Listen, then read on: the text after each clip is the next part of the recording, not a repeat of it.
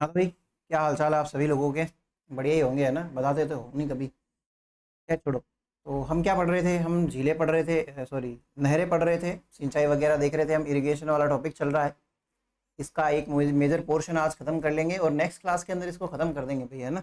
Irrigation. अपने जितने topics हो चुके हैं वो सारे एकदम बढ़िया से एकदम सही स्पीड में होते हुए भी काफ़ी कम टाइम में हो गए हैं। तो आप ना बढ़िया से तैयारी करते रहिए, इस चैनल के ऊपर पढ़ते रहिए। और साथ ही साथ में एक रिकैप ले लेते हैं, हमने जो कल परसों पढ़ा था उसका। 2 दिन का देख लेंगे ना, कल वाला भी देख लेंगे तो परसों वाला भी देख लेंगे।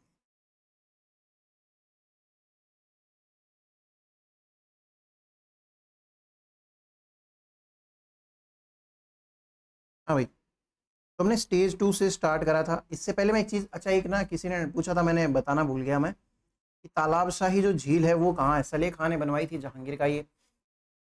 वो झील भाई धौलपुर के अंदर। तो आप मेंशन कर लेना अपने नोट्सों में, जहाँ पे भी तालाब शाही झील आपने लिखी है उसको धौलपुर में मेंशन कर लो। इतना सा कहना चाह रहा हूँ मैं, और कुछ नहीं कहना चाह रहा। स्टेज 2 के अंदर राणा प्रताप सागर बांध बना था, कोई बड़ी बात नहीं है, 1970 में बना था।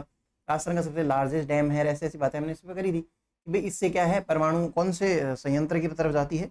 रावत भाटा राजस्थान के अंदर एक है, या और भी ऐसे न्यूक्लियर स्टेशन है। और न्यूक्लियर स्टेशन जो होते हैं ना वो हमेशा सेंट्रल गवर्नमेंट के अधीन आते हैं। स्टेट का इसमें कोई रोल नहीं है। इसमें कोई एनर्जी ऐसे नहीं कि यहाँ पे एनर्जी बन रही है तो राजस्थान को तो दो ही। ना भाई, ऐसा कुछ नहीं है। कंपलसरी नहीं है, दे सकती है। इस पे सारा का सारा एकाधिकार किसका होता है? सेंट्रल गवर्नमेंट का होता है। क्या पता कल को ऐसे जैसे जैसे राजस्थान वालों के, कि भाई हम तो अटैक कर देंगे, हमारे पास में एक कंट्री है पड़ोसी, उस पर।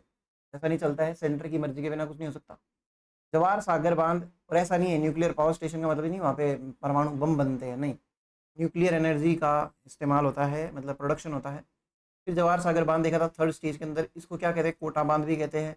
साथ साथ में इसकी ये जो यूनिट्स थी वो भी देख ली थी हमने। फिर कुल वाली चीज़ें भी देख ली थी, इसकी अन्य नहरें देख ली थी। ये सब चीज़ें आप पढ़ लो भाई, कोई इसमें स्पेशल है नहीं। फिर माही एमपीपी पे आ गए थे। ये 45-55 है, किस किस के बीच में? राजस्थान के पास में 45 है, इसके पास में 55 है। इसके अलावा हमने ये देखा था कि यहाँ केज कल्चर पॉलिसी वगैरह है ना, ऐसे 56 केज लग रखे हैं पिंजरे। काकती डैम हो गया या फिर कडाना डैम हो गया, इस पे हमने देखा था। फिर हमने टोटल इलेक्ट्रिसिटी जो होती है 140 मेगावाट प्रोड्यूस होती है, सारी की सारी किसको मिलती है? ट्राइबल एरिया को मिल जाती है।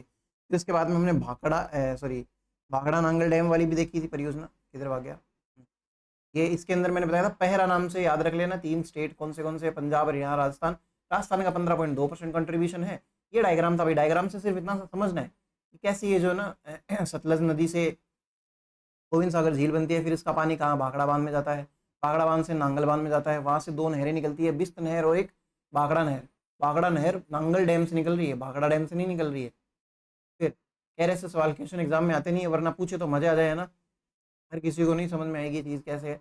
फिर भाखड़ा डैम जो होता है ये बिलासपुर के अंदर है। ये सारी बातें करी थी हमने। ये हाईएस्ट ग्रेविटी डैम है, इसके पूछे जाने के चांसेस कम है। ये चमत्कारी विराट वस्तु है भाई, ये जरूर पूछ सकते हैं ना, miraculous great things of India. तो उसके अंदर ये पार्टी से आता है। इसके अलावा हमने नांगल डैम देखा था, इसकी भी कोई बहुत ज़्यादा बातें नहीं है। ये चीज़ें सारी आपको पता है पहले से। फिर व्यास देखा था, व्यास के अंदर भी ये पोंग पंडो वाली बात करी थी। पोंग का पानी इसके अंदर आता है, जब कमी हो जाए आईजीएनपी के अंदर, ये सारी बातें हमने करी थी। फिर रेणुका जी को गिरा दिया था, रेणुका जी गिरी। कौन से वो देख लो ना। लखवार के अंदर भी मतलब क्या है, सेम बेनिफिशियरी सेम स्टेट्स हैं। ये सारी चीज़ें देखी थी। फिर कैनाल एमपीपी में बढ़िया सा डायग्राम बनाया था, जिस पे हमने गंग नहर तो कर ली थी, आईजीएनपी चल रही है ना? फिर उसके बाद में राजीव गांधी सिद्धमुख निहाल देखेंगे, सिद्धमुख नहर देखेंगे आज, यमुना लिंक वगैरह, ये सारी चीज़ें देखेंगे ना। एक बार के लिए इसका रिवीजन भी ले लेते हैं। फिर क्या देखा था हमने? गंग नहर का निर्माता कौन है? महाराजा गंगा सिंह। आधुनिक भारत के इनको भागीरथ क्यों कहा जाता है? क्योंकि इन्होंने और ये कहा किसने था भाई, ये भी मेंशन कर लेना। नेहरू जी के ये रहते हैं ऐसे फालतू के चोचले, वो अलग अलग जाते हैं जहाँ पे नाम दे दे के आ जाते हैं। नेहरू जी ने कहा था भाई ये, है ना? कर्नल डाइस ने सबसे पहली बार कहा था कि बीकानेर के अंदर ये लेके आओ, ऐसी ऐसी बातें। फिर रिवर कौन सी है? सतलज है। प्रारूप किसने दिया था? कंवर सेन ने, शार्दुल सिंह के टाइम पे था ना। फिर उसके बाद में कंस्ट्रक्शन किसने कौन सी ईयर में हुआ? 2127 के अंदर। ओल्ड नेम इसका क्या था? बीकानेर नहर, लेकिन इसका बेनिफिशियरी स्टेट याद रखना गंगानगर है। फिर पर्पज क्या है इसका? सबसे मेन पर्पज है पानी पानी पिलाना है ना? और दूसरा पर्पज है सिंचाई। फिर उसके बाद में इसकी वो किसने करी थी भाई, नींव किसने धरी थी और कहाँ से?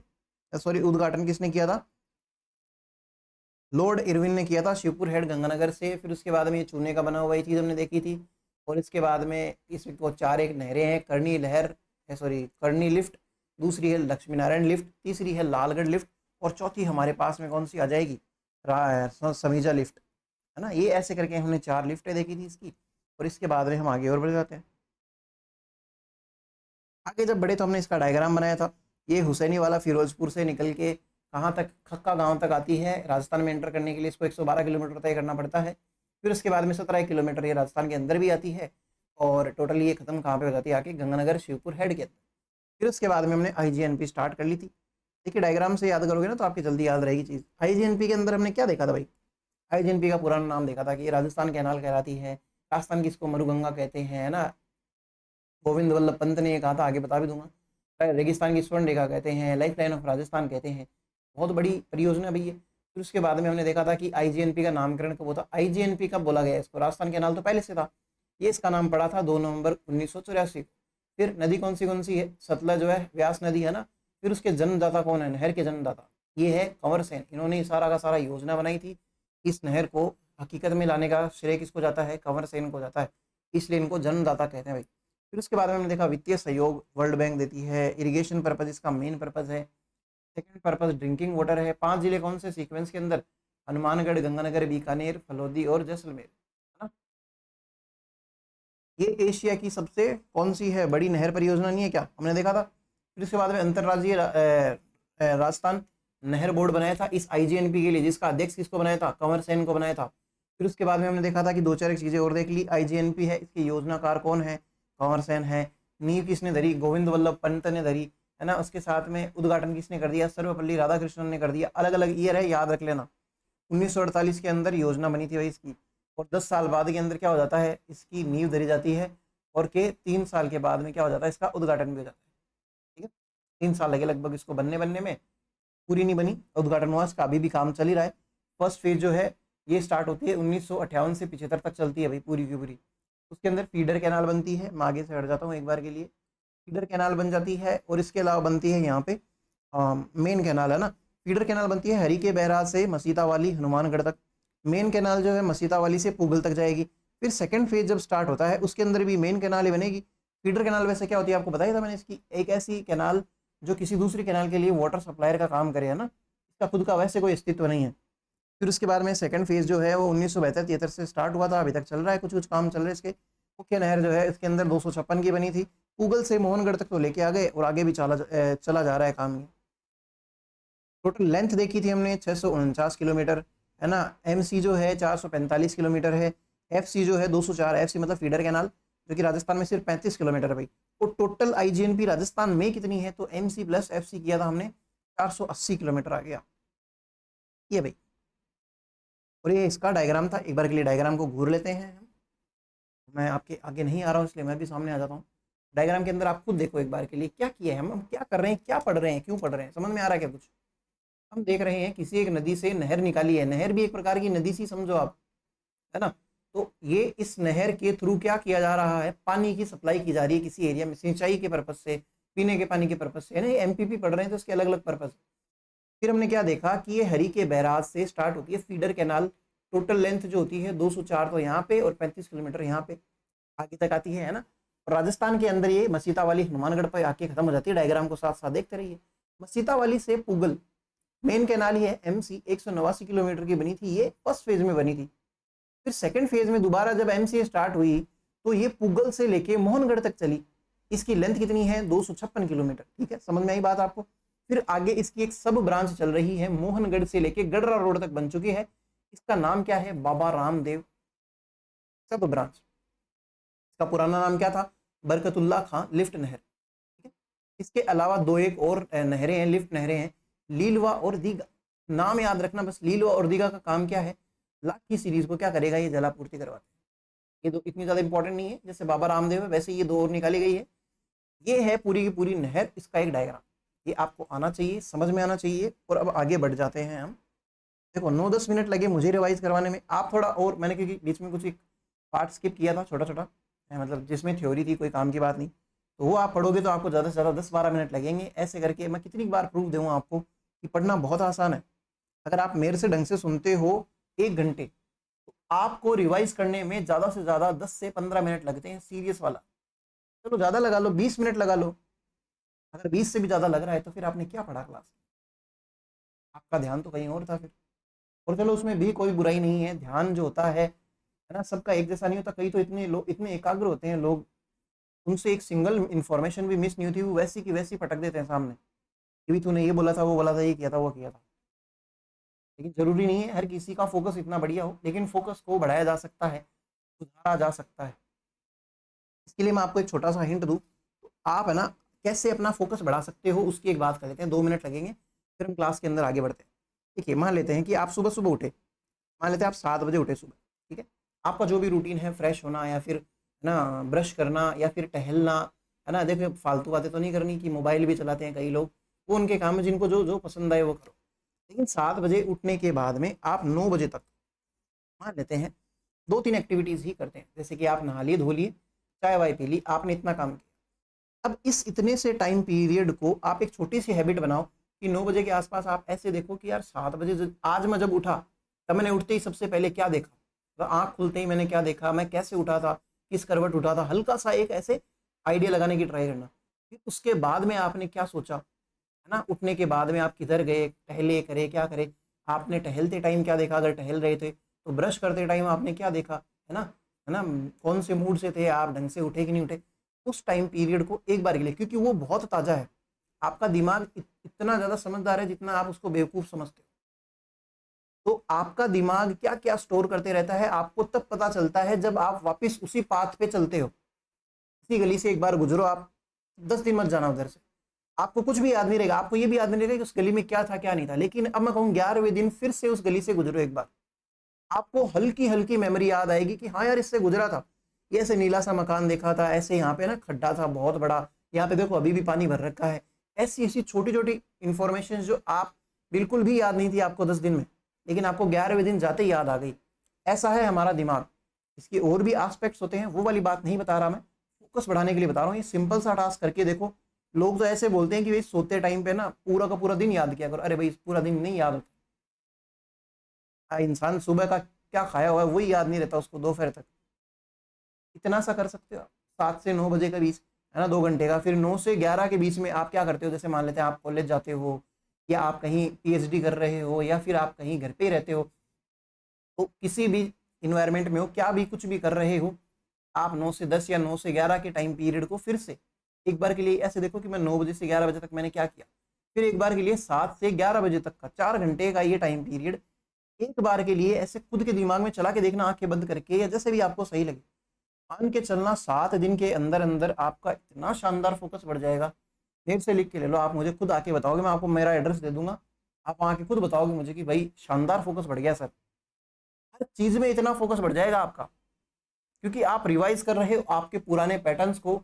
साथ ही साथ में दिमाग आपका क्या एक्टिविटी करता है कि भाई मेरा मालिक यानी कि जो भी आप हो, वो क्या चाहता है कि मुझे सीक्वेंस याद रहे। तो आप इस क्लास में जो भी सुनते हो उसका सीक्वेंस वो फिर थोड़ा इफेक्टिव तरीके से बनाने लग जाएगा। इफेक्टिव तरीके से मुझे सुनेगा, विजुअल्स को देखेगा, है ना, रिटेन करेगा। फिर आप जब उसको लर्न करोगे, जैसे मैं बोला मैंने 7 से 9 मैंने क्लास ली, ऐसे समझ लो सुबह 7 से 9 मैंने क्लास ली। अब आप 9 बजे बैठे कि 7 बजे सर ने क्या स्टार्ट किया था, आपका दिमाग आपको सारे के सारे डायलॉग्स, सारे के सारे जो मैंने लिखवाई है वो चीज़ें कोशिश करेगा बहुत अच्छे से बताने की। आप ये पढ़ने वाले के लिए भी इंपॉर्टेंट है, या जिनको लाइफ में तनाव रहता है, एंग्जाइटी रहती है, डिप्रेशन रहता है, ऐसी चीज़ें रहती है, उनके लिए भी फोकस बढ़ाने का सबसे बेहतरीन तरीका है। ना मैं आपको कोई दवाई बता रहा हूँ, है ना ही मैं आपको कोई नारकोटिक वो जो बोलते हैं ना साइकोथेरेपिस्ट, उनके पास जाने के लिए बोल रहा हूँ। आप इतना सा काम करके देखिए, अगर आप खुद के लिए ईमानदार बनना चाहते हैं तो करके देखना भाई। 7 दिन क्यों, मैं कहूँ आप 3 दिन करके देख लेना, आपको आप में एक बोलते हैं ना रिवोल्यूशनरी या क्रांतिकारी परिवर्तन मिलेगा। आपका माइंड आपके साथ इतना बतियाने लग जाएगा, आपको लगेगा कि यार इससे पहले मैं इतना कॉन्शियस था ही नहीं, सचेत था ही नहीं, मेरी चेतना पता नहीं कहाँ भाग रही थी। करके देखो एक बार, फिर बताना मेरे को। जरूरी था एक छोटा सा हिंट देना, क्योंकि पढ़ने वाले लोगों को लगता है कि यार मैं तो उसके जैसा पढ़ ही नहीं सकता, कई डिप्रेशन में आ जाते हैं, खुद को कमजोर समझते हैं। ऐसा कोई नहीं है इंसान। अगर आपका दिमाग बेसिकली डेवलप्ड है, अगर नॉर्मल दिमाग जैसा होना चाहिए वैसा दिमाग है, भले आप पढ़ाई में इंटरेस्टेड हो या नहीं हो, किसी भी काम में इंटरेस्टेड हो या नहीं हो, आपको कोई भी चीज़ अचीव करने में मुसीबत नहीं होगी। अपने आप को कभी भी कमज़ोर ना समझे। मेरा एक दोस्त था जो बीएससी तक बिल्कुल भी नहीं पढ़ता था, हमें लगता था कितना बेवकूफ़ लड़का है, हम उस पर थोड़ी बहुत ऐसा था ना, दोस्त के नाते ऐसे थोड़ी दया सिखाते थे कि यार ये फेल हो जाएगा, ये हमसे पीछे रह जाएगा, ये वो वगैरह वगैरह, है ना। लेकिन जैसे ही उसने बीएससी पास करी, उसके पता नहीं कैसे क्या फेमिलियर प्रेशर लगा या फिर कुछ हुआ, इतना भयंकर पढ़ने लग गया, उसको राजस्थान जी के उंगलियों पे याद है। उसकी मैं किताबें देखता हूँ, एकदम नीली नीली किताबें, भयंकर तरीके से उसने रगड़ रखी है। इसका मतलब वो नहीं है कि वो बेवकूफ़ था, कि वो पढ़ नहीं सकता था, वो पढ़ा नहीं, क्यों नहीं, उसकी मर्जी है जो भी है, लेकिन बाद में वो पढ़ लिया। क्यों? क्योंकि उसने अपने दिमाग को वैसे फोकस्ड रखा। बात सिर्फ फोकस पे है। क्लास में हम पढ़ने के लिए आए हैं, इसलिए अभी के लिए तो मैं इतना ही बता के रुक जाता हूँ, बाकी कभी और बात करेंगे इस टॉपिक के ऊपर। बढ़िया से आपको मोटिवेट भी कर दूंगा और आपको समझा भी दूंगा कि कैसे दुखी नहीं होना है भाई लाइफ में। आप जिस चीज़ के लिए भी भाग रहे हो ना, वो इतनी भी इंपॉर्टेंट नहीं है कि आपकी जान ही कुर्बान कर दो आप। आईजीएनपी के बारे में पढ़ रहे थे, कुछ एक आईजीएनपी की लिफ्ट नहरें हैं और कुछ एक उसकी शाखाएं हैं,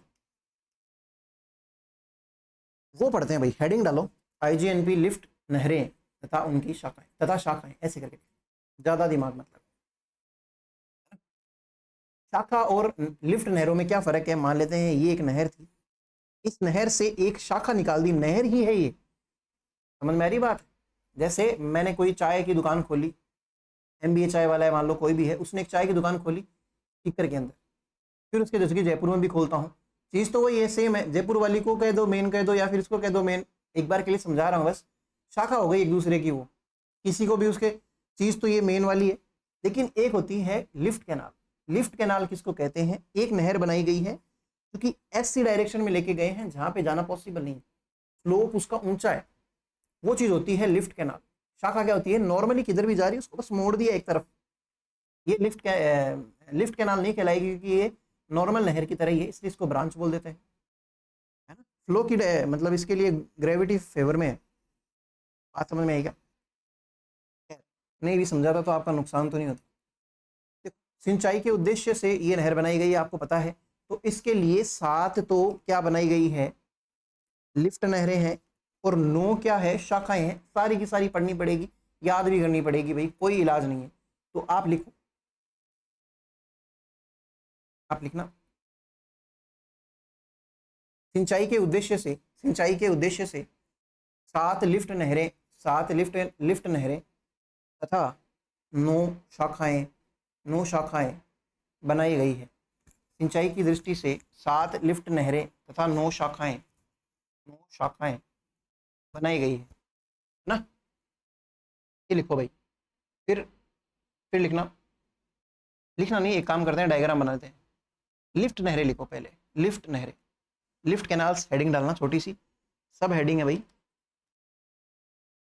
एक अच्छा सा पेज ले लो, कंजूसी मत करना बिल्कुल भी।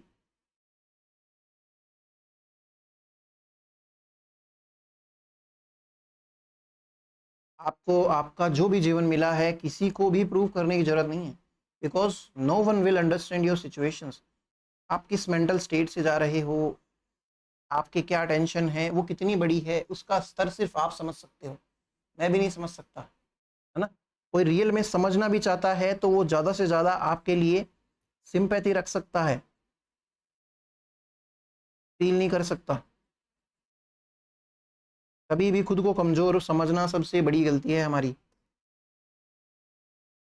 देखिए ये नहर है आईजीएनपी वाली, ऊपर जो डायग्राम बनाया था ना, एक बार फिर से बता देता हूँ, ये वाली नहर है, हम इसको राजस्थान के अंदर देख रहे हैं।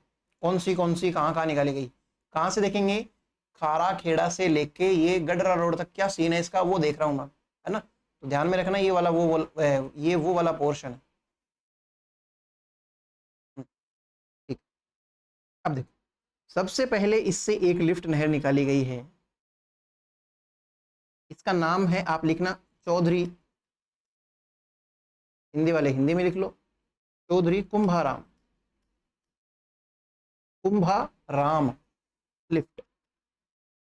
इस चौधरी कुंभाराम का पानी किस किस को जाता है सिंचाई के पर्पज से?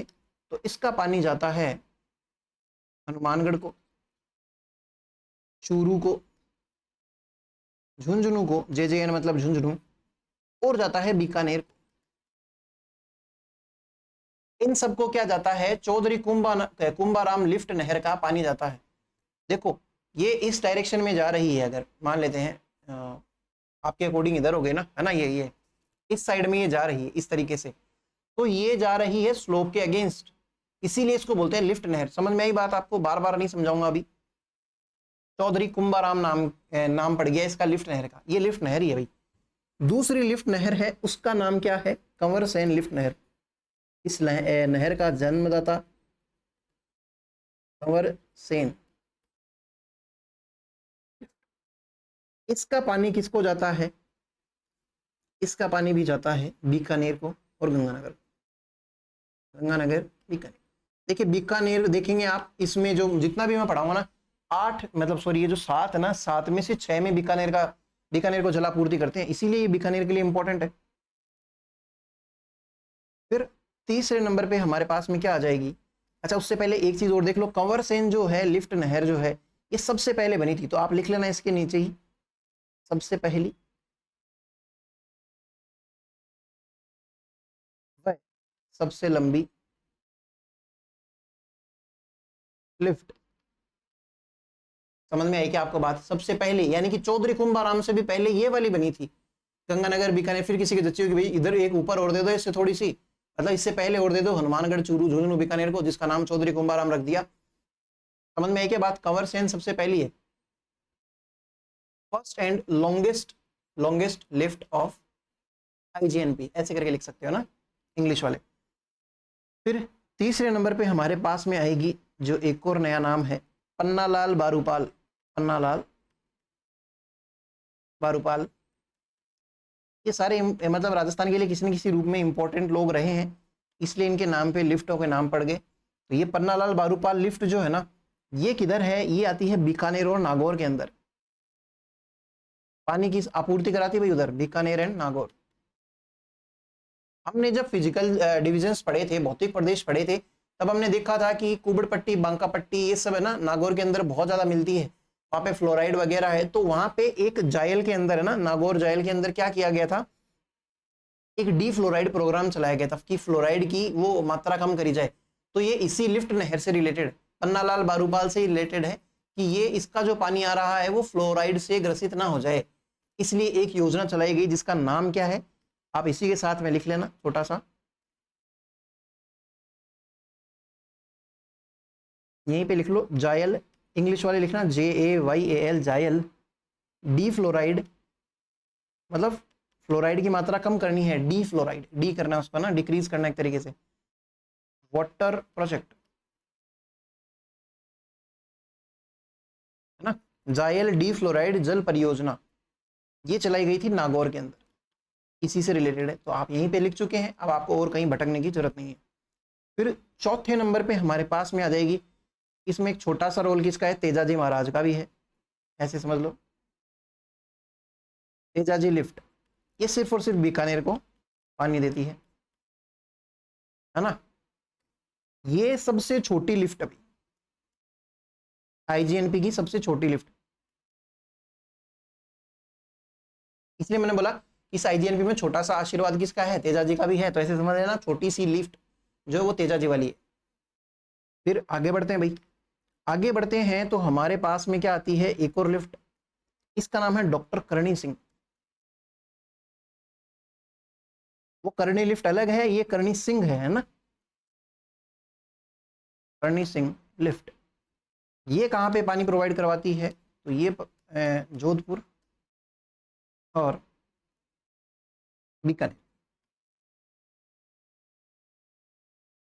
जोधपुर और बीकानेर।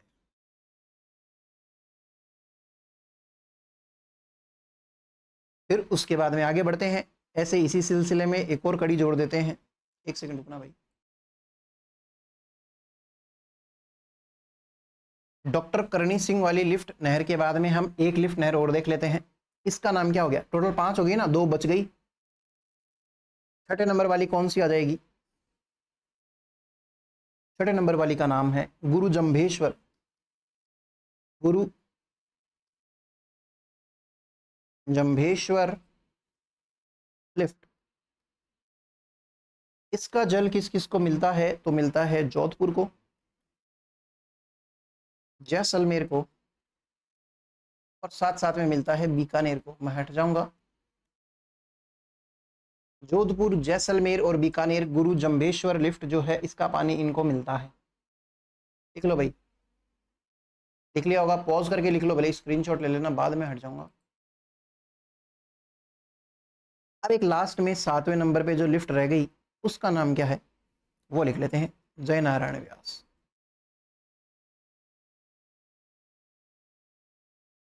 हिस्ट्री में देखेंगे इनका राजस्थान के लिए बहुत बहुत बड़ा रोल है। जय नारायण व्यास ये है जोधपुर में और जैसलमेर, ये वाली बीकानेर में नहीं है बिल्कुल भी, जोधपुर और जैसलमेर।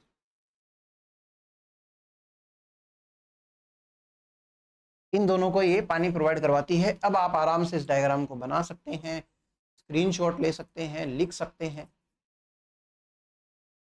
पॉज करो वीडियो को और लिख लो, और मैं अब फिर आगे सामने आ जाता हूं, आपके आगे चलते हैं। ठीक है भाई, तो इसके बाद में हमने इतना जब देख लिया है तो इसी नहरों के कुछ पुराने नाम भी है जो पूछे जाते हैं भाई। पहले कुछ और नाम रखे गए होंगे, अब बाद में है ना इनके नाम बदलते रहते हैं ना, तो वही चीज है, देख लेते हैं भाई, एग्जाम में पूछा जाता है। मैं लिफ्ट नहरों के, आप हेडिंग लगाना, एक छोटी सी हेडिंग है, सब हेडिंग ऐसे एरो करके लिख लो भले ही। लिफ्ट नहरों के पुराने नाम, old name of these canals, old name of these lifts, ऐसे लिख लो भले ही। तो सबसे पहले हमने देखा था चौधरी कुंभाराम, याद करने की ट्राई करते हैं बिना स्क्रीन के अंदर, है ना, चौधरी कुंभाराम। सेकंड नंबर पे हमने देखा था चौधरी कुंभाराम के बाद में कंवर सेन। कंवर सेन के बाद में हमने देखा था पन्नालाल बारूपाल वाली, पन्नालाल बारूपाल। चौथे नंबर पे हमने देखा था तेजाजी वाली। पांचवें नंबर पे हमने देखा था डॉक्टर करणी सिंह। छठे नंबर पे हमने देखा था गुरु जम्भेश्वर। और सातवें नंबर पे हमने जय नारायण की बात करी थी, जय नारायण व्यास, जय नारायण व्यास। ये 7 नाम हैं, आपको पहले से पता है। इनके पुराने कुछ और नाम थे वो हम देख लेते हैं अभी।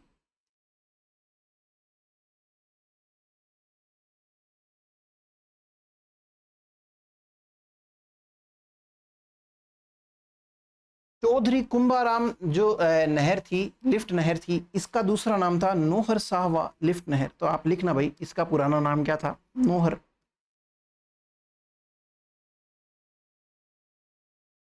साहवा लिफ्ट नहर या कैनाल। कंवर सेन वाली का पुराना नाम था लूणकरण सर, लूणकरण सर, ये इसका पुराना नाम। पन्नालाल बारूपाल वाली को पहले कहते थे गजनेर, गजनेर लिफ्ट। ये लिफ्ट लगा लेना भाई इनके आगे। चौथे नंबर पे जो तेजाजी है इसका पहले नाम था बांगड़सर, बांगड़सर लिफ्ट। फिर डॉक्टर करणी सिंह वाली का पुराना नाम है कोलायत लिफ्ट। कोलायत बीकानेर में है या जोधपुर के अंदर है? मैंने आपको बताया था ओ की मात्रा आती है, जोधपुर में भी ओ की मात्रा आती है, कोलायत में इनका दोनों का कोई रिलेशन नहीं है। इनकी कोलायत बीकानेर में है और कायलाना जोधपुर के अंदर है, कोलायत लिफ्ट। फिर गुरु जम्भेश्वर वाली का पहले नाम था फलोदी लिफ्ट। और जयनारायण व्यास वाली का पहले नाम था पोकरण लिफ्ट, पोकरण लिफ्ट। ये इनके पुराने नाम है, आप लिखो एक सेकंड के लिए। देखो आज की क्लास में हमने क्या किया, एक बार के लिए जरा सा रिकैप ले लेते हैं, आपको समझ में आएगा। हमने कुछ नहीं किया आज, हमने सिर्फ फालतू बातें करी थी फोकस बढ़ाने के लिए। बढ़ा कि नहीं बढ़ा पता नहीं। देखिए ऐसे 7 लिफ्ट नहरें देखी थी, नाम देखे थे बस इनके, और कुछ नहीं देखा। कंवर सेन हो गई, पन्नालाल, तेजाजी, ये सब। फिर बाद में इनके पुराने नाम देखे हैं, कुछ नहीं किया, इतना किया। अब आगे देख लेते हैं ब्रांचेस। तो सेकंड हेडिंग लगाना इसी सब हेडिंग के अंदर शाखाएं, शाखाएं या फिर ब्रांचेस। वैसे ही एक पन्ना चाहिए होगा छोटा सा, ब्रांचेज या फिर शाखाएं, वो आप लिखना, शाखाएं। फिर से डायग्राम बनाएंगे।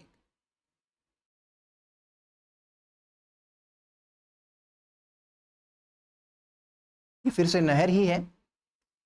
इस नहर से इधर एक शाखा निकाल रखी है जिसका नाम है रावत सर। कौन से सर? रावत सर। है क्या आप में से कोई राव साहब का फैन? आप में से कोई अगर बिग बॉस देखता है?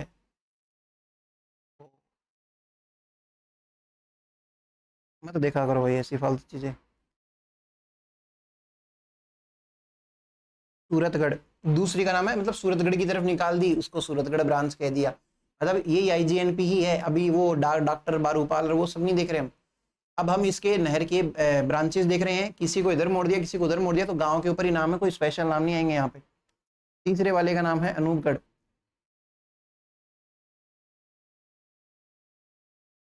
ये दोनों की दोनों जो है ये पड़ती है श्री गंगानगर के अंदर,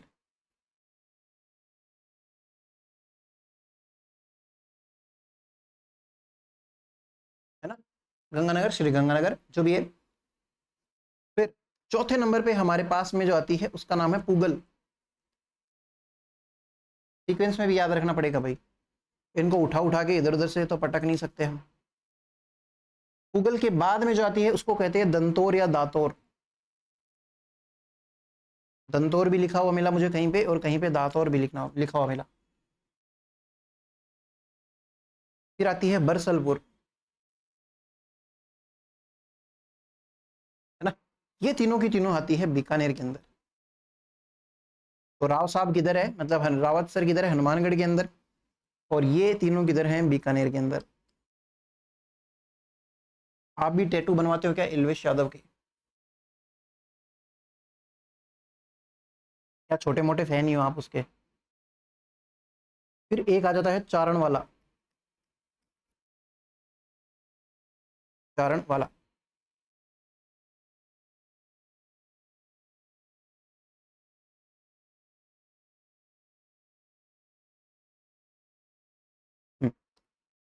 देखा मेरा जादू। चारण वाला जो है ये बीकानेर और जैसलमेर दोनों के लिए भाई।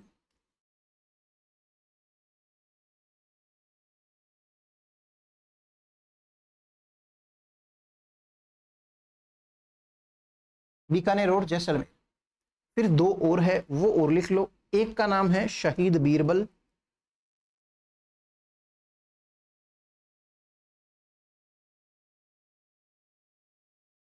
शहीद बीरबल। और एक है सागरमल गोपा।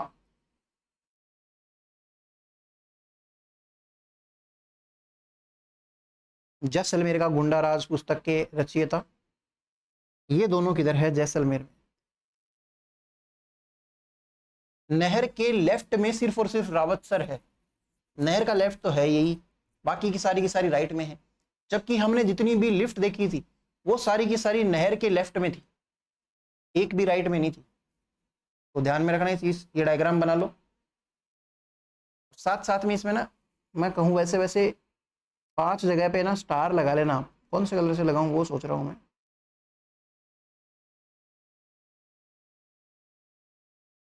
चलो पिंक से ही लगा लेते हैं ना। एक स्टार तो लगाओ सूरतगढ़ के, दूसरा स्टार लगाना अनूपगढ़ के, तीसरा स्टार लगाना पुगल के, चौथा लगाना बरसलपुर के, और पांचवा लगा लेना चारण वाला के। ये 5 स्टार भी लगा लेना, बाद में समझा दूंगा क्यों लगवाए हैं। अब इस आईजीएनपी के ओवरऑल फीचर्स देखेंगे हम। आईजीएनपी के फीचर्स लिखना, अगली हेडिंग लिखना, आईजीएनपी के फीचर्स, फीचर्स ऑफ आईजीएनपी या फिर आईजीएनपी के मुख्य बिंदु लिखना भाई। अब आपने एक चीज तो सबसे पहले देख ही ली होगी कि बीकानेर को सबसे ज्यादा पानी मिल रहा है इसकी लिफ्ट से। इतना पानी मिल रहा है तो सबसे ज्यादा बेनिफिशियरी स्टेट कौन हो गया इसका? मतलब स्टेट नहीं, क्या बोलते हैं उसको, डिस्ट्रिक्ट कौन सी होगी? तो वो हो गई बीकानेर। ओवरऑल देखेंगे तो इसका आंसर, एक सेकेंड।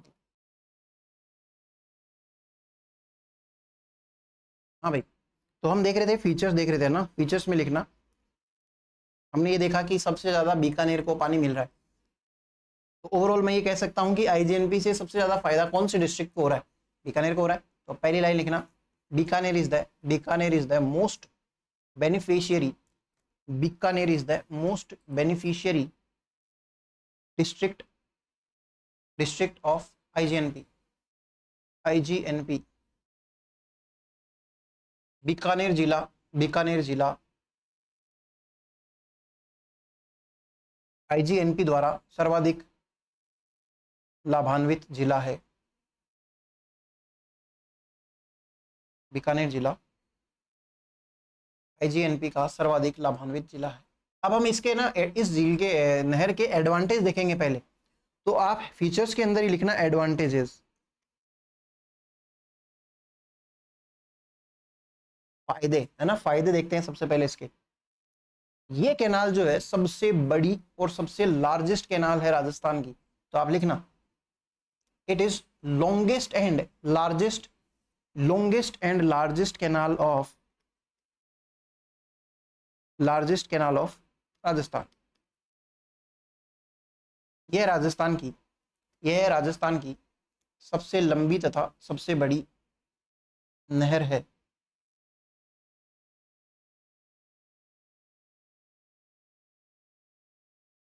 It limits desertification. अब एक चीज आप सोचना, डेजर्ट किसको कहेंगे? जहां पे पानी नहीं है वो चीज डेजर्ट है। अब नहर की वजह से अगर पानी आ रहा है तो पानी की आपूर्ति हो जाएगी, तो वो मरुस्थल नहीं रहेगा, वनस्पति भी उग सकती है वहां पे। फिर तो आप लिखना इट लिमिट्स डेजर्टिफिकेशन। यह मरुस्थलीकरण को कम करती है। कौन कम करती है? आईजीएनपी। अब होता क्या है, पानी रहेगा तो प्लांट्स उगेंगे तो वहां पे उनको खाने वाले शाकाहारी जीव जंतु बढ़ेंगे, उनके नंबर बढ़ेंगे। साथ ही साथ में, है ना, क्या बोलते हैं उसको, बायोडाइवर्सिटी तो बढ़ी रही है। तो काफी सारे फायदे हो गए, वो भी लिखना।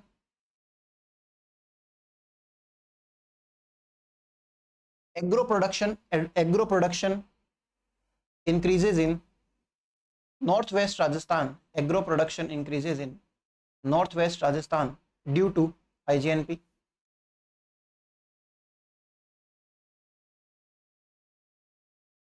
कृषि उत्पादन में नॉर्थ वेस्ट राजस्थान के लिए लिखना भाई, नॉर्थ वेस्ट को हिंदी में क्या बोल देंगे? उत्तर पश्चिमी राजस्थान में कृषि में बढ़ोतरी। उत्तर पश्चिमी राजस्थान में कृषि उत्पादन में बढ़ोतरी होती है। फिर पास्चर लैंड बढ़ सकता है, यानी कि जो चारागाह भूमि है वो भी तो बढ़ेगी ना कृषि के लिए। मतलब ये थोड़ी, कृषि किसको कहते हैं? डिजायर्ड क्रॉप्स को उगाना, उसी चीज को कहते हैं कृषि। खुद से उग जाए तो वो चारागाह भूमि भी कहला सकती है, कोई बड़ी बात नहीं है ना, चर सकते हैं ना वहां पे। तो सेकंड लिखना, पास्चर लैंड इंक्रीजेस। पास्चर किसको कहते हैं? चारे को कहते हैं पास्चर।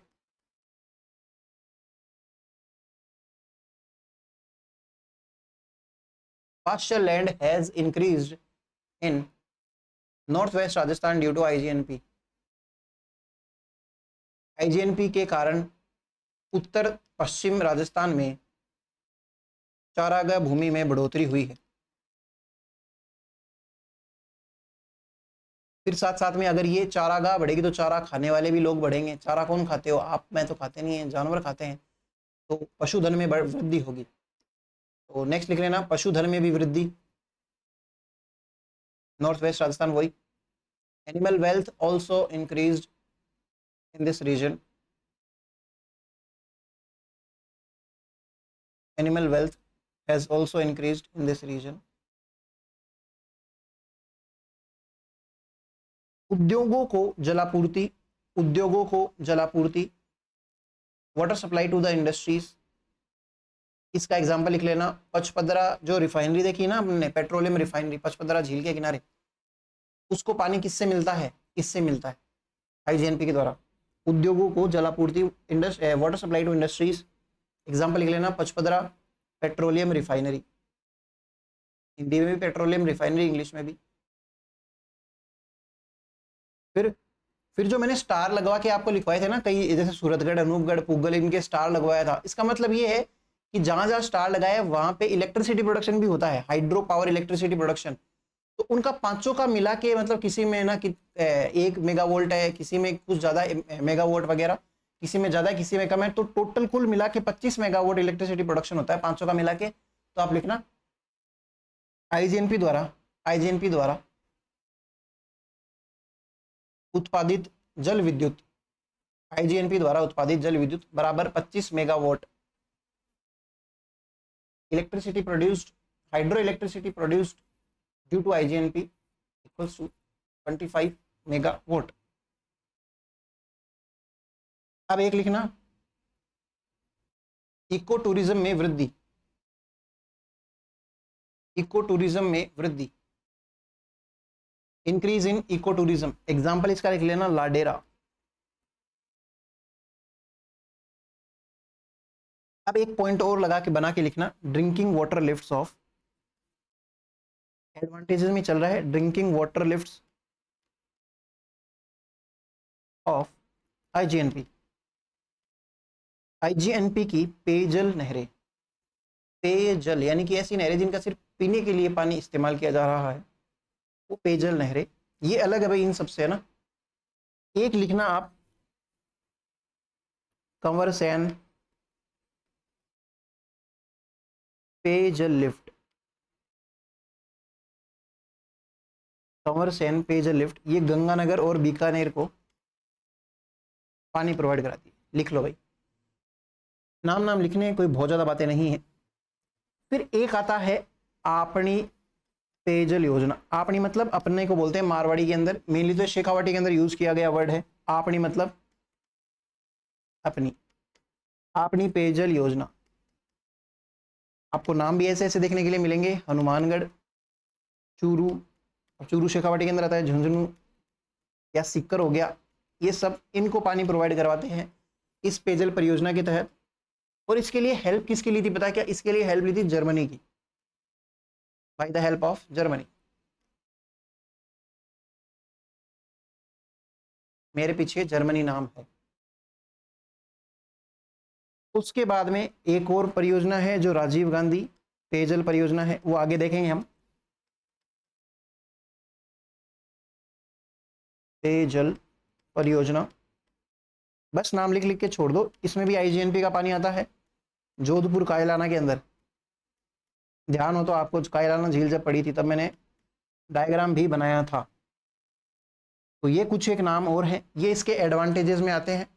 अब आपको कोई रिटर्न की एग्जाम तो देके आना है नहीं, आपको बस एक अनुमान लगाना है कि क्या क्या सर ने बताया था कि हाँ पास्ट लैंड इंक्रीज होता है, कि आईजीएनपी की वजह से ना स्टेटमेंट पूछ लिया कि डेजर्टिफिकेशन बढ़ता, बढ़ेगा कैसे, घटेगा ये तो वो सारी चीजें आपको थोड़ी सी ध्यान में रखनी है। इसके बाद में आप लिखो डिसएडवांटेजेस, आईजीएनपी के दुष्प्रभाव, डिसएडवांटेजेस।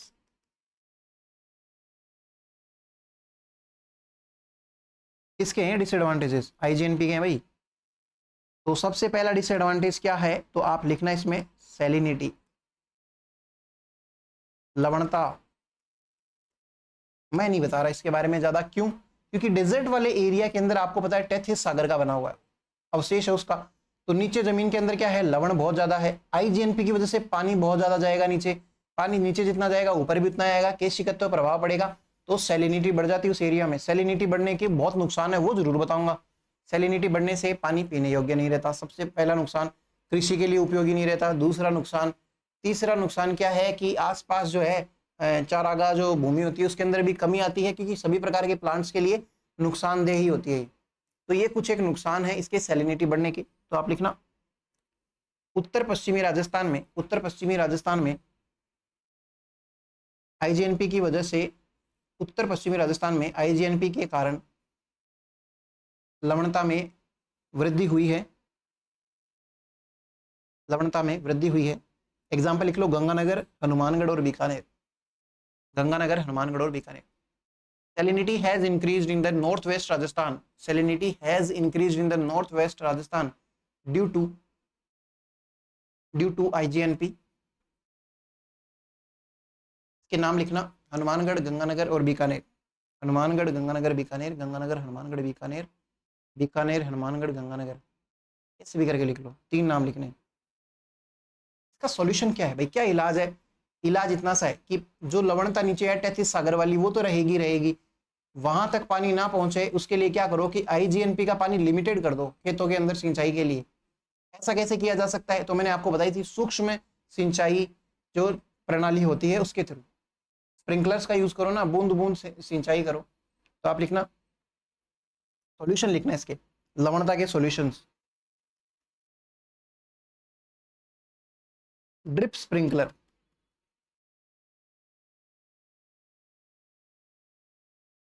यानी कि बूंद सिंचाई प्रणाली, बूंद बूंद है ना, बूंद बूंद से घड़ा भरता है, बूंद सिंचाई प्रणाली। दूसरा क्या होता है, जो मिट्टी के अंदर लवणता आ गई है भैया उसको निकाले कैसे? बूंद सिंचाई प्रणाली से तो और लवणता को रोक रहे हैं, पहले से हो गई, उसको कैसे रोकेंगे? मतलब उसको कैसे खत्म करेंगे? तो जिप्सम डाल दो। जिप्सम से बने हुए फर्टिलाइजर्स क्या करते हैं, उस लवणता के साथ में केमिकल रिएक्शन करते हैं और उसको वहीं पे ही ट्रैप कर लेते हैं और इतने मोटे मोटे बन जाते हैं वो, मतलब आपको नहीं दिखेंगे आंखों से वो केमिकल्स, लेकिन मिट्टी के अंदर इतने मोटे हैं कि वो पानी जो खेती है, क्रॉप्स जो है वो उसको एब्जॉर्ब नहीं कर पाएगी, लवणता को ले नहीं पाएगी, तो पड़े रहेंगे, फिर बाद में वो हट जाते हैं टाइम टू टाइम। मिट्टी की जो वो होती है ना, बार बार में खेत जो होते हैं, तो लिखो दूसरा इलाज, लिखो जिप्सम फर्टिलाइजर्स।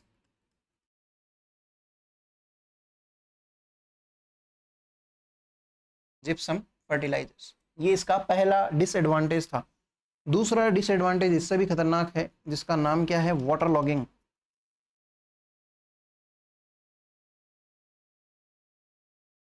या इसको क्या कहेंगे, जल आक्रांता, जल प्लस आक्रांता, जल आक्रांता। या फिर तीसरा इसका नाम है सेम की समस्या। ये सेम का मतलब सेमेस्टर वाली समस्या नहीं है, वो तो आपको खुद को ही मिटानी पड़ेगी अगर आप किसी सेमेस्टर में हैं तो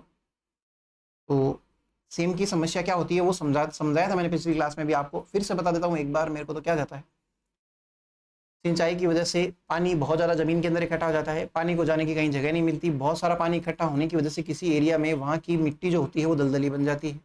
या फिर ऐसा भी हो सकता है कि नीचे इतनी इतनी ईजिली पानी अवेलेबल हो जाए कि आप जरा सी खुदाई करो, 1 फुट भी खुदाई नहीं करी, आपको पानी की मतलब नमी महसूस होने लग गई, है ना। तो ऐसी चीज़ को बोलते हैं सेम की समस्या। इससे नुकसान क्या है, क्या क्या क्या फर्क पड़ रहा है यार, आप तो जमीन पे रह रहे हो, आपकी क्या फर्क पड़ रहा है, नीचे पानी है क्या, मिरिंडा है क्या है, कुछ भी फर्क नहीं पड़ना चाहिए। होता क्या है कि इससे लैंडस्लाइड्स हो जाते हैं, नीचे के नीचे खेत के खेत बह जाते हैं। हाँ, और इतने ज़्यादा पानी की वजह से क्रॉप्स का भी उगना नामुमकिन हो जाता है, मुश्किल हो जाता है। हर क्रॉप को इतना पानी थोड़ी चाहिए होता है। तो ये समस्या काफ़ी मुश्किल है, घर के घर ढह जाते हैं, नीचे की ज़मीन खिसक गई, घर गिर गया, है ना।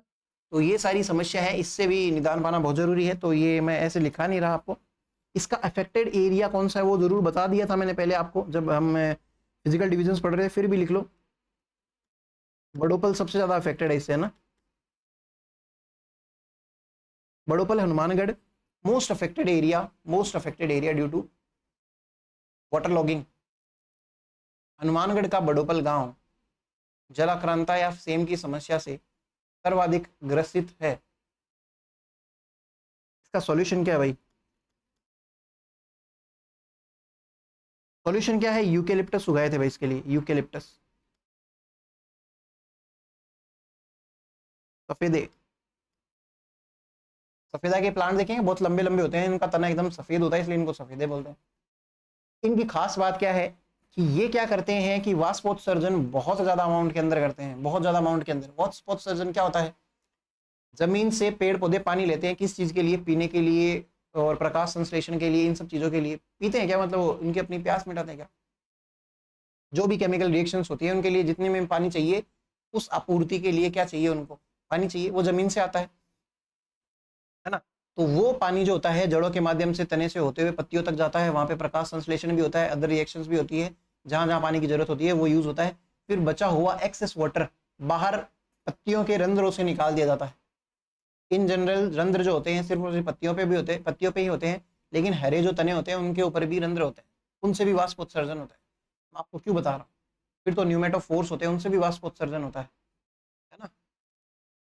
लेकिन वाष्पोत्सर्जन की क्रिया बहुत ज्यादा होगी, तो वहां जहाँ पे सेम की समस्या है वहां पे ऐसे पेड़ पौधे उगाओगे ना, तो क्या होएगा कि सारा का सारा जो पानी जो है वो ऊपर ज्यादा से ज्यादा निकलेगा, ज्यादा से ज्यादा निकलेगा, तो जाओ भाई हवा में निकल गया, हमें जमीन से तो दिक्कत थी, वहां पे सेम की समस्या थी, ऐसा प्रोग्राम इंडिया और डच ने मिलकर किया था, इसलिए इसको बोलते हैं इंडो डच प्रोग्राम, है ना। ये यूकेलिप्टस उगाए गए थे इसके अंडर, इंडो डच प्रोग्राम के तहत, इंडो डच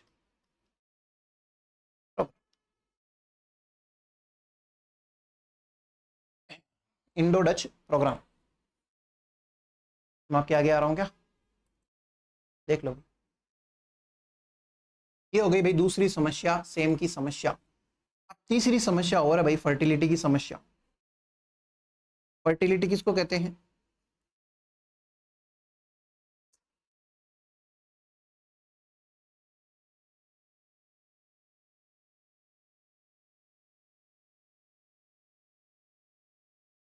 या लैंड फर्टिलिटी लिख लो, लैंड फर्टिलिटी।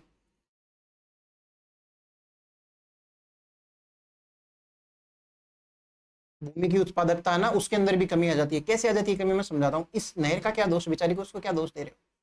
नहर ने क्या किया, वहां पे बहुत ज्यादा पानी प्रोवाइड किया, तो बहुत बढ़िया से कृषि हो रही है। कृषि बहुत ज्यादा होती है तो क्या होता है, किसी भी, आपका मान लेते एक छोटा सा खेत है, 1 बीघा खेत, उसमें आप खेती करते हो। खेती करने के लिए आपने प्लांट्स उगाए। प्लांट्स बड़े कहाँ से हो रहे हैं, उसी मिट्टी के अंदर जो भी पोषक तत्व होते हैं उन्हीं को तो प्राप्त करके बड़े हो रहे हैं। पानी से थोड़ी फूलता है पेड़ कि भाई उसके सुई चुबई सारा का सारा पानी निकल गया तो इतना बड़ा आम का पेड़ है वो इतना सा बन गया, ऐसे थोड़ी है। वो मिट्टी से ही तो सब कुछ ले रहा है, अपना पोषक तत्व है, जो भी कार्बनिक कार्बनिक पदार्थ है, जितने भी सारे के सारे मिट्टी से ले रहा है। अब खेती दनादन होगी, दनादन दनादन दनादन होगी, तो पेड़ पौधे जब जब जैसे जैसे बड़े होंगे, हम उनकी कटाई भी कर रहे हैं, उनको हटा रहे हैं वहां से, मिट्टी के अंदर थोड़ी छोड़ रहे हैं उसको वापस। तो वहां से हम क्या कर रहे हैं, एक तरीके से मिट्टी के सारे पोषक तत्व अलग कर रहे हैं। ऐसे अगर करते ही जाओगे तो क्या होगा, एक दिन मिट्टी के अंदर क्या हो जाएगी, बंजर बन जाएगी मिट्टी, उसकी लैंड फर्टिलिटी कम हो जाएगी। तो आपको समस्या समझ में आई कैसे उत्पन्न हुई। ये इसमें भी आईजीएनपी का एक दोष दे दिया हमने। आईजीएनपी तथा आईजीएनपी तथा हरित क्रांति, हरित क्रांति के चलते नॉर्थ वेस्ट राजस्थान यानी उत्तर पश्चिमी राजस्थान में, उत्तर पश्चिमी राजस्थान में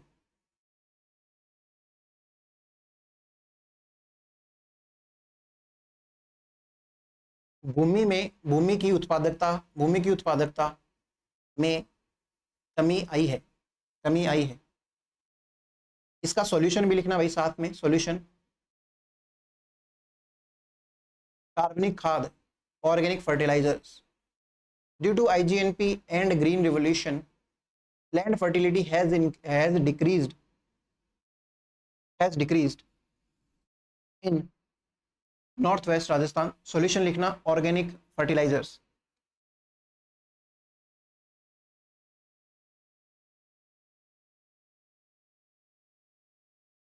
ऑर्गेनिक फर्टिलाइजर्स क्या होते हैं समझना मेरी बात, छोटी सी एक बात और बता देता हूँ। ऑर्गेनिक मतलब कार्बनिक, ऐसी चीजें जिसके अंदर कार्बन की मात्रा बहुत ज्यादा है। कार्बनिक का मतलब CHO होता है, कार्बन हाइड्रोजन ऑक्सीजन, इन सब की मात्रा अधिक हो, ज्यादातर ऐसे को बोलते हैं कार्बनिक। तो ऐसी खाद डाल डाल के क्या, कैसे, कहाँ से लाएंगे, जैसे गोबर हो गया, उसके अंदर भी कार्बनिक खाद बहुत ज्यादा होती है। या किसी मृत पेड़ पौधे होते हैं ना, उसकी भी पत्तियां डाल दो सूखी हुई, उसके अंदर भी खाद है, तना डाल दो, कोई भी पार्ट डाल दो, क्रश करके डाल दो, कैसे भी करके डाल दो। उससे क्या होता है, मिट्टी के अंदर ऑर्गेनिक खाद बढ़ गई। वैसी करी गई कृषि जो होती है उसको कहते हैं ऑर्गेनिक फार्मिंग। ऑर्गेनिक फार्मिंग के फायदे हैं कि ये नुकसानदेह नहीं होती है, हेल्थ के लिए अच्छी होती है, और थोड़ी महंगी होती है क्योंकि इसके अंदर मेहनत ज़्यादा लगती है, इसके अंदर पैसा ज़्यादा लगता है। तो अब आप लिखना, ऐसी कौन सी स्टेट है पूरे इंडिया के अंदर जो सबसे पहली बार ऑर्गेनिक स्टेट बनी। तो ऑर्गेनिक स्टेट बनने वाली स्टेट का नाम है सिक्किम। नहीं पूछा जाएगा आपसे, लेकिन डिस्ट्रिक्ट जरूर पूछ सकते हैं राजस्थान वाली। राजस्थान की ऐसी कौन सी डिस्ट्रिक्ट है जो ऑर्गेनिक फार्मिंग करती है, उसका नाम है डूंगरपुर। ये पूछ सकते हैं आपसे। कौन सा ऐसा गांव है जिसमें सबसे ज्यादा ऑर्गेनिक फार्मिंग होती है, उसका नाम है घाटी विलेज।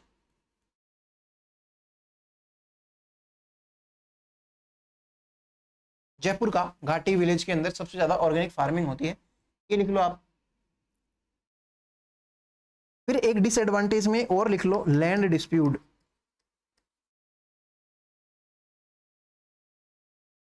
भूमि विवाद, विवाद किसको कहते हैं, जैसे मान लेते हैं कि आईजीएनपी अब आ गई। अब देखो एक चीज समझना, मरुस्थल है, वहाँ पे कोई खेती कर नहीं सकता, किसका है किसी को कोई मतलब नहीं है, ये जमीन किसकी है किसी को कोई लेना देना नहीं। जैसे पानी आ गया पता चल गया लोगों की खेती करी जा सकती है, तो इस पर मैं भी दौड़ूंगा, आप भी दौड़ोगे, सब लोग दौड़ेंगे और लोग लड़ने लग जाएंगे कि भाई ये खेत तो मेरा, ये खेत तो मेरा, दिखा कागज, ऐसे कर करके लड़ेंगे। क्यों हो गई ऐसी लड़ाई? आईजीएनपी नहीं थी तब तो कोई नहीं लड़ रहा था, आईजीएनपी के आने थे लड़ने लग गए लोग, तो आईजीएनपी को ही दे दिया इस चीज का भी दोषारोपण। आपकी अगर पढ़ाई नहीं हो रही इसका कारण कौन है? आईजीएनपी, है ना। आपके सपने पूरे क्यों नहीं हो रहे इसका कारण है आईजीएनपी। किसी भी चीज का दोष किसको दे सकते हैं हम? आईजीएनपी। बेसिकली ऐसी चीजें जो होती हैं वो रिटर्न एग्जाम्स के अंदर काम में आती है, लेकिन ऐसे मैंने स्टेटमेंट्स देखे थे तो मैंने सोचा लिखा देते हैं भाई। ये जो ऑब्जेक्टिव एग्जाम है ना उनके अंदर भी देखा था मैंने, तो आप लिखना। लैंड डिस्प्यूट का मैं क्या क्या बताऊं, इसकी कोई डेफिनेशन या ऐसी थोड़ी लिखाने की जरूरत है, सॉल्यूशन लिख लेते सीधा।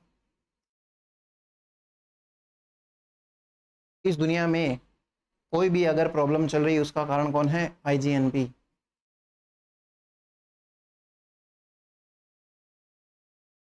न्याय आपके द्वार, ये द्वार है भाई।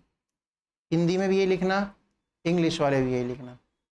जस्टिस एट योर डोर लिख सकते हो पर मत लिखना न्याय आपके द्वार, मैं बता दूंगा क्यों। द्वार, ठीक है। दूसरी चीज लिखो आप, प्रशासन आपके गांव, प्रशासन गांव के संग। होता क्या था, गांव के अंदर बहुत ज़्यादा डिस्प्यूट्स होते थे, मतलब किसी भी चीज़ के डिस्प्यूट होते हैं, अब उसके लिए आपस में लड़ते हैं बेचारे, एक दूसरे का खोपा खोल देते हैं, खोपा समझो ना, खोपड़ी को बोलते हैं, वो खोल देते हैं। इनको लीगल जो तरीके हैं उनका पता ही नहीं, तो सरकार ने, केंद्र सरकार ने ये चीज़ चलाई थी कि न्याय ही आपके दरवाजे तक आ जाएगा। आपको ऐसे किसी भी डिस्प्यूट के लिए, जरूरी नहीं है जमीन का ही विवाद हो, किसी भी विवाद के लिए, जैसे किसी की डाइवोर्स हो, किसी भी चीज़ें, उन सब चीज़ों के लिए भी आप, सरकार ने की योजना चलाई थी न्याय आपके द्वार। बाकायदा क्या होता था, जैसे मान लेते हैं आप और मैं रह रहे हैं किसी जमीन के आसपास, कोई जमीन विवाद हो गया अपना, तो उसके बाद में मैंने कह दिया देख लूंगा तेरे को कोर्ट में, और कोर्ट ये नंबर लगा दिए न्याय आपके द्वार वालों को, तो सारा का सारा पूरा का पूरा कोर्ट, बाकायदा जज और आपके वकील, मेरे वकील, सारे के सारे यहाँ पे ऐसे गाड़ी में भर भर के आते थे और आपके जगह पे ही सुनवाई होती थी। काफ़ी ये ना ऐसे फैला और रायता फैलने वाली सी चीज़ है भाई, जज बुलाओ फिर वकील बुलाओ, आपके घर तक आओ, आने जाने में टाइम खराब है ना, कभी किसी दिन क्या कभी किसी दिन क्या, तो ये ज़्यादा सक्सेस नहीं हुआ था। लेकिन फिर भी इसको लिख सकते हैं हम सॉल्यूशन के अंदर, न्याय आपके द्वार। और प्रशासन, आप प्रशासन गांव के संग में भी ये है कि भाई गांव को जागरूक बनाने के लिए, कि आप एक दूसरे के रैप्टे मार रहे हो, इससे अच्छा आप क्या करो, पुलिस की सहायता लो, प्रशासन की सहायता लो, कि भाई किसी ने मेरे साथ गलत किया तो मैं एक दूसरे का सर फोड़ने भी चले जाऊं। ऐसी चीजों को सुधारने के लिए भी गाँव के लिए क्या चलाएगी स्कीम? प्रशासन गाँव के संग। तो इसके तहत भी आप लैंड डिस्प्यूट सोल्व कर सकते हो, आईजीएनपी वाले सोल्व करना चाहो तो वो भी कर सकते हो। भाई ये वाली बातें हैं इसकी। फिर अब है ना, एक चीज और होती है कि पांचवी एक प्रॉब्लम और है जिसका नाम है डेजर्ट की बायोडाइवर्सिटी। अब डेजर्ट है तो डेजर्ट के भी तो कुछ एक फीचर है ना, डेजर्ट भी तो एक प्रकार का लैंड फीचर है। जैसे मैं कहूँ मैदान, तो मैदान एक प्रकार का अलग लैंड फीचर है, झील वो एक अलग लैंड फीचर है, पहाड़ वो एक अलग लैंड फीचर है, नदी समुद्र सब एक अलग एक लैंड फीचर है। वैसे ही डेजर्ट भी तो होना जरूरी है। डेजर्ट के अंदर जो भी बायोडाइवर्सिटी है, कैक्टस हो गया, नागफनी हो गई, आंकड़ा हो गया, खेर खेजड़ी कुछ भी हो गए, वो सारे भी इंपॉर्टेंट है। वो नहीं होंगे तो उनसे रिलेटेड जो भी फायदे हैं हमें वो नहीं होंगे। तो आप लिखना डेजर्ट बायोडाइवर्सिटी, मरुदबिद वनस्पति वनस्पति,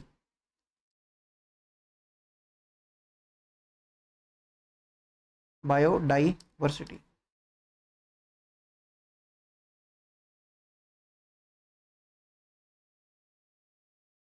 मरुदबिद जैव विविधता या वनस्पति लिख लो। It has declined due to IGNP, it has declined due to IGNP.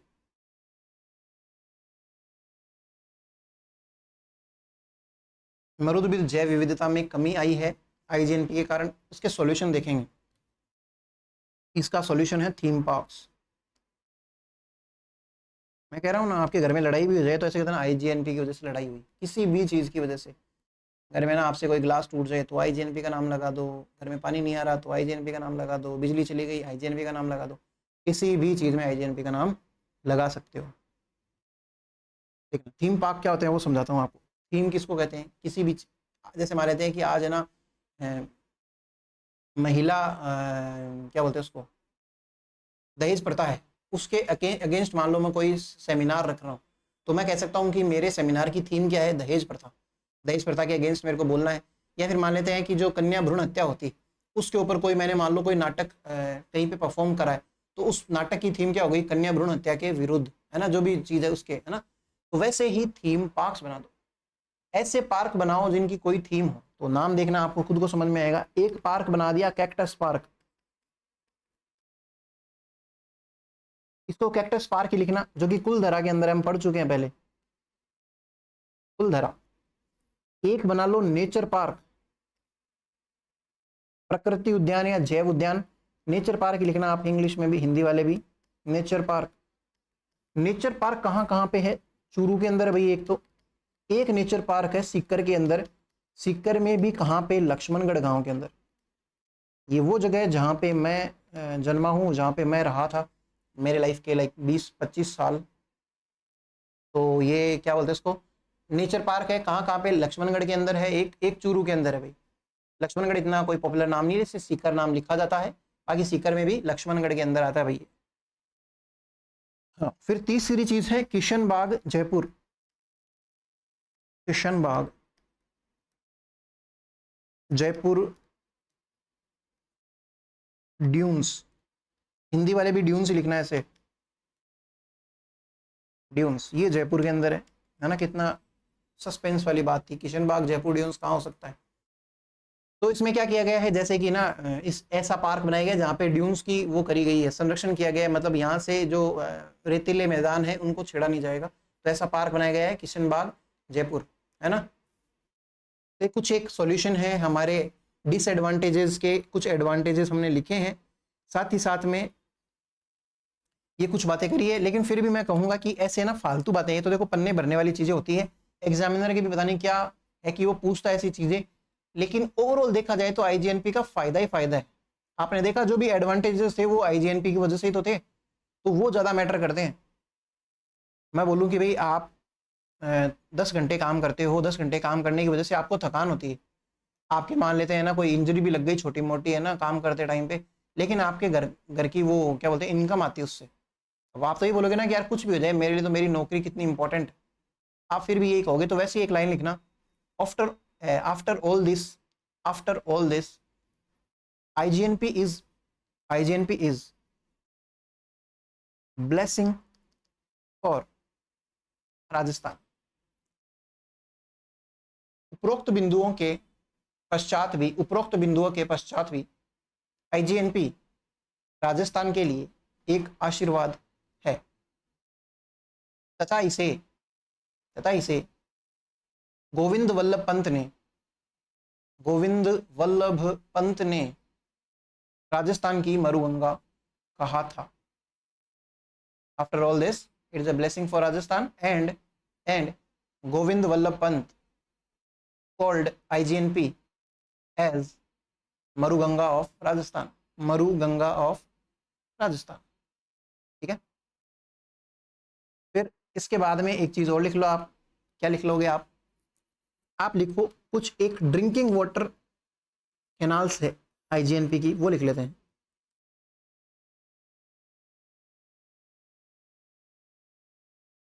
Drinking water lift canals of IGNP. वो जो अभी अपन पीछे देख रहे थे ना अपनी योजना, और वो सब एक बार फिर से देख लेते हैं यहाँ पे। सबसे पहली जो ड्रिंकिंग लिफ्ट कैनाल है उसका नाम है राजीव गांधी लिफ्ट नहर। ये लिख लो भाई, बहुत इंपॉर्टेंट है, राजीव गांधी लिफ्ट, है ना। ये राजीव गांधी सिद्धमुख वाली नहीं है, ये राजीव गांधी लिफ्ट कैनाल है, ये आईजीएनपी से रिलेटेड है। हमने जब कायलाना झील देखी थी तब देखा भी था। इसका पहला पुराना नाम क्या था वो देख लेते हैं। Initial name, initial name Jodhpur lift नहर योजना, जोधपुर लिफ्ट कैनाल पॉलिसी या फिर project, Jodhpur lift canal project, ये इसका पुराना नाम था। अब आपको पता भी है ये चीज जोधपुर के लिए जीवन रेखा है कौन, ये राजीव गांधी लिफ्ट कैनाल है ना, इसके यहाँ पे लिख लो जोधपुर की जीवन रेखा, lifeline of Jodhpur, Jodhpur की जीवन रेखा, लाइफ लाइन ऑफ जोधपुर किस किस को पानी प्रोवाइड कराती है, तो यह जोधपुर तथा बाड़मेर को पेयजल पेयजल आपूर्ति करती है, पेयजल आपूर्ति करती है।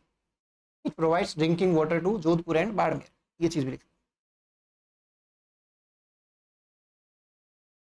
ना। ये राजीव गांधी लिफ्ट कैनाल जो है ना, ये क्या है, ये इस आईजीएनपी की सबसे बड़ी ड्रिंकिंग वाटर लिफ्ट है भाई। तो आप लिखना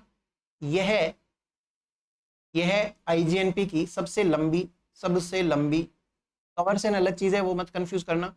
यह आईजीएनपी की सबसे लंबी पेयजल लिफ्ट नहर है। It is longest drinking water lift canal of IGNP. फिर सेकंड वाली आईजीएनपी एक और ड्रिंकिंग वाटर लिफ्ट कैनाल वाले के अंदर आपने योजना वो वही छाप दो, लेकिन इसका नाम जरूर है पुराना, गंधेली साहवा योजना। इसका पुराना नाम था भाई गंधेली साहवा योजना। किस किस को पानी प्रोवाइड करती है, वो चीज हमने देखी हुई है, हनुमानगढ़ को, चूरू को, झुंझुनू को और साथ ही साथ में सीकर को। अब एक लास्ट लाइन इसके बारे में और लिख लो, 2 लाइन और है, एक लिखना आप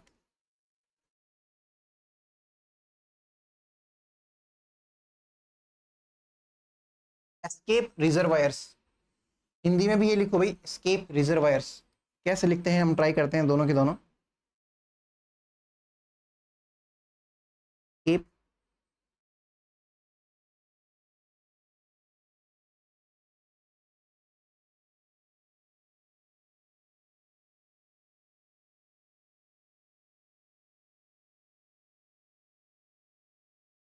एस्केप रिजर्वायर क्या होता है, रिजर्वायर किसको कहते हैं, कोई भी एक चीज जहां पे पानी रिजर्व मतलब कोई चीज रिजर्व करी जाए, है ना, तो उस रिजर्व करे हुए पानी का उपयोग मतलब जो भी सॉरी सुनना मेरी बात, हमने जो भी रिजर्व किया है ना उसको एस्केप करवा दो एक तरीके से। इसके नाम से ही समझने की ट्राई करते हैं।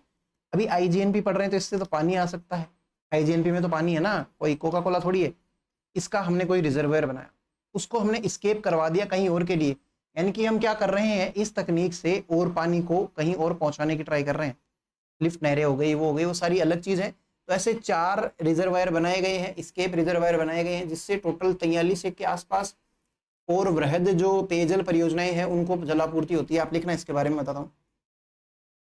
आईजीएनपी के तहत ऐसे चार एस्केप रिजर्वायर बनाए गए हैं, जिनके तहत कुल 43 वृहद पेयजल परियोजनाओं को जलापूर्ति की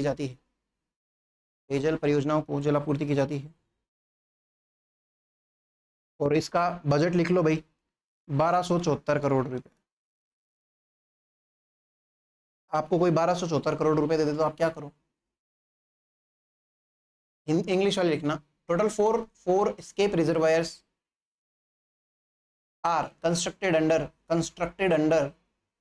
IGNP, which provides water to 43 macro drinking water projects, और इसकी लागत लिख लो भाई 1274 करोड़, इंग्लिश में भी लिख लो भाई एक्सपेंसेस। फिर एक लास्ट चीज और लिख लो इसके बारे में, स्काडा क्या होता है। स्काडा फुल फॉर्म आपसे कोई नहीं पूछेगा, लेकिन अगर आपके नोट्स में लिखी हुई रहेगी ना तो आपको गूगल नहीं करना पड़ेगा, लिख लेना।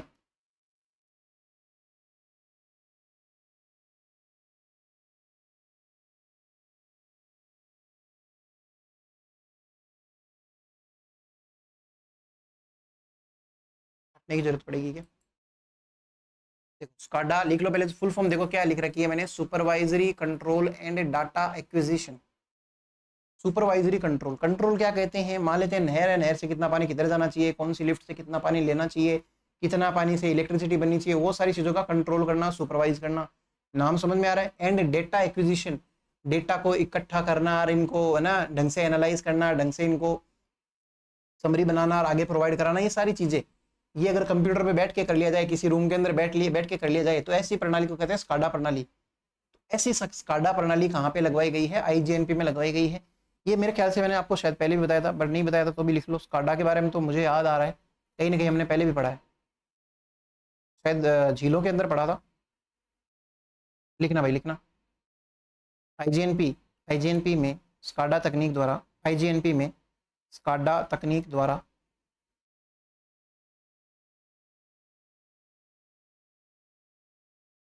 स्काडा तकनीक द्वारा नियमन किया जाता है।